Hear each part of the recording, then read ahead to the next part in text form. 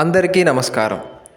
అధికంగా వచ్చే తుమ్ముల సమస్యను తగ్గించడానికి నిత్రా లైఫ్ తెలుగు అందించే ఇంటి చిట్కాలేంటో చూద్దాం.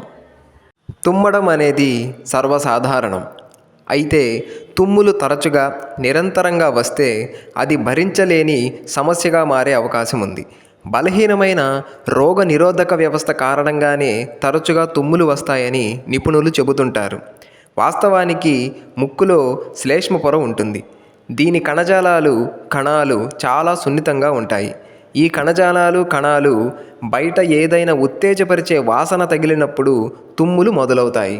అయితే తుమ్ములను ఆపడానికి సహాయపడే కొన్ని ఇంటి చిట్కాల గురించి చూద్దాం. మొదటగా విటమిన్ సి అధికంగా ఉండే ఆహారాలు తినాలి. రోగ నిరోధక వ్యవస్థని బలోపేతం చేయడానికి విటమిన్ సి చాలా ముఖ్యం. తుమ్ము సమస్యను నివారించడంలో కూడా ఇది ప్రభావవంతంగా ఉంటుంది. విటమిన్ సి కోసం నారింజ, నిమ్మ, ఉసిరి మొదలైన పుల్లని పదార్థాలు తినాలి. రెండవది యూకలిప్టస్ నూనె. దుమ్ము, అలర్జీల కారణంగా తుమ్మినట్లయితే యూకలిప్టస్ ఆయిల్ చాలా ఉపయోగకరంగా ఉంటుంది. నీటిలో కొన్ని చుక్కలు వేసి ఆవిరి పట్టాలి. శుభ్రమైన రుమాలుతో యూకలిప్టస్ ఆయిల్ని వేసి వాసన పీల్చవచ్చు. మూడవది పసుపు పాలు. పసుపులో యాంటీ ఆక్సిడెంట్లు పుష్కలంగా ఉంటాయి.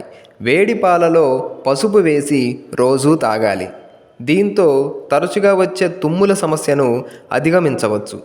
చివరగా అందరికీ తెలిసినదే, ఆవిరి పట్టడం ద్వారా కూడా ఈ సమస్యను నియంత్రించవచ్చు.